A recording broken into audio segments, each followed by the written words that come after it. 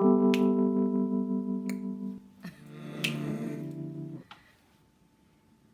everyone, and welcome to Conversations with Karina. I'm super excited for you guys to be joining me back here today. I hope you guys went out and took some time to take care of yourself, pamper yourself. You know, spring has sprung upon us and the weather is getting better, and I'm excited about that. So I'm hoping that you guys went out and did something, whether it was a massage, a facial, something of that nature, just to pamper yourself and help yourself rejuvenate for this new season. I'm super excited and very ecstatic to tell you guys and give you a little update about the book I was reading, Obesity Code. I'm pretty much to the last section of the book, which is the third section, a couple chapters in, and we finally got to what Dr. Fung believes is the true miracle way to lose weight and really combat obesity. And so at the end of April, I'm going to begin fasting. It's going to be intermediate fasting. It's not going to be the type of fasting where I'm going all day, not eating anything, and only drinking water. It's definitely not going to be anything like that. It's going to be very slow, building fasting into my daily regimen. When I start my journey on my fast, I would definitely give you guys some tips and tricks that I'm doing during that time, and I'll even give you updates on how I really feel about it and whether it's working for me. Me personally, I have fasted in the past for spiritual reasons, so I don't think that fasting will be that hard for me. The hardest part will probably be me not eating after 6 p.m. or 7 p.m., but that is something that is just going to have to be a challenge, and I'm going to have to get used to it. So as I take this journey on losing weight and getting fit and staying healthy, I hope you guys decide to join. And if you have any questions or comments or any tips, or you want to know anything about what I'm doing, or you have ideas of what I could be doing, hey, I'm open. Just make sure you leave comments below. Overall, the book has been amazing. It has added so much new information to my life. I'm definitely going to go and pick up the book Obesity Code in paperback and give it to a couple of my family members that I think would benefit from it. I already asked my mom to download it. I'm going to purchase the book for my grandparents. I'm super excited to give this to family members and friends that I think might benefit from the information in the book, very much so. So today on Conversations with Karina, I wanted to chit chat with you guys about work-life balance. So one of the first tips, I'm going to give you about 5, and one of the first tips I can automatically think about is prioritizing. I'm a huge advocate of writing things down. I constantly have my phone in my hand. I constantly have a piece of paper nearby. I constantly have sticky notes. And I use all these things because it's really important for me to write things down and prioritize. When you prioritize and you set up things, notes and things that help you remember what your steps and your goals are for the week, for the day, for the next hour, you'll get through things a lot quicker and things will run a whole lot smoother. So, I mean, that's one of my biggest tips with people. I always say, you know, you have to plan and you have to prioritize. It's super important. Another thing that I think is heavily important is creating structure. So, I know a lot of times if you're like me, right, and you work in an office setting, there's times where your day can go left, right, or whichever way, you know, and the goals you might have set out on your calendar to get done don't necessarily become the priority to get done in your office setting. So I say when you create structure, no matter what might pull you away from your primary goals and your primary duties in your work environment, when you have structure and you've created structure in your working environment, then when something pulls you away, you're able to come right back to what it is you're supposed to be doing and what you're supposed to be prioritizing. That's something very key for me because I work in a setting currently where I support a staff.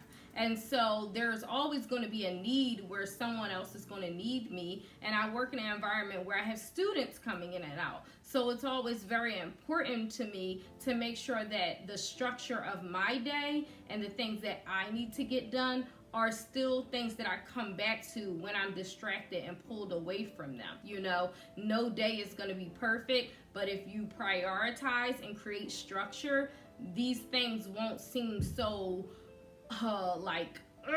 when they happen. You'll be less irritated, less irked, because you'll still be able to flow and get done what you need to get done. One of the other things that I love to do, of course, is reward yourself. Reward yourself when you have accomplished something on that priorities list, when you have maintained your structure. Make sure that you do a little something. I don't care if it's walk to Starbucks and get a croissant. Any little thing that you can think of that makes you happy. I know personally for me, I take little walks throughout the day. Like I might get up and go take a walk, or I might go and reward myself after work with like a little small thing of ice cream when I just feel like I need to give myself a little reward because I was my best self today, you know. And sometimes we have to remember to do that, because you're not always going to get those accolades and those rewards from the people above you. And so sometimes you just got to give that reward right on over to yourself so that you know, can just remain positive, which leads me right into my fourth tip is always have a positive attitude. Nobody likes the office grump, okay? People might go and talk to the office grump and they may, you know, communicate with the office grump, but nobody wants to deal with the office grump. So whether it's, and let me tell you, even if it's not an office and it's just a work environment, a different type of work environment, no one wants to deal with a grumpy person. So always be positive. There is no point in waking up every day and going to a job and just being a grump. So try to stay positive. If you don't know how to pull yourself to a positive place, think of the things that make you happy. Take a moment for yourself. Walk away for a second. Get some air, you know. Like there are so many people, I think a lot of times, that they just don't know how to take time to just say, you know what? Let me reel it back in and get myself together. At the end of the day, why not just show up and be positive and say, you know what, some stuff's so crazy, you just gotta laugh at it. It's that crazy and ridiculous in your different settings of work. And lastly, my fifth tip to you guys is love your life. It's nothing better than someone who takes the time to just love their life. You will be so much of a happier person, and all the things that I mentioned above this one, you will be able to do with ease if you love your life. Don't overly obsess about what you don't have. Love who you are, love what you have, and all the other things in life are gonna come very simple and very easy. And those are my 5 tips for a good work-life balance. Now that we've cleansed ourselves and got ourselves all in a good mental space, I want to talk about something that I find super entertaining and that I love so much, and I really want you guys to take time to just indulge in one episode and see if you like it. Well, there is a TV show by the name of Giants, and let me tell you something.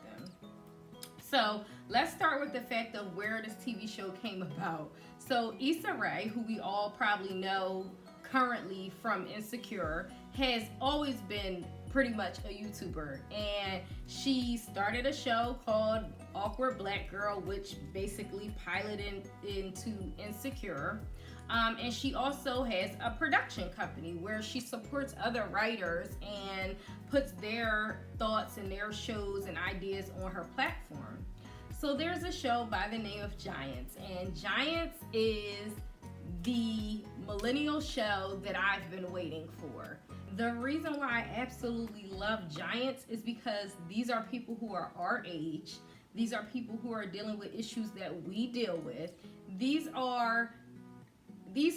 script is just phenomenal. Like, it is teaching you so much about the LGBTQI community. It's teaching you so much about mental health, depression, anxiety. It's teaching you about work and goals and career and just all around family and friendship. Oh my goodness, there's so many gems in this TV show. I can't even, well, YouTube show, I can't even begin to explain it to you guys. So I need you to definitely tell me how, if you've already watched it, then let me know how you feel about it. If you haven't watched it, go and watch an episode and let me know what you think about it. So I am an advocate for Giants. I absolutely love all the actors and the actresses in it. Oh my goodness, the men are gorgeous. The women are beautiful as well.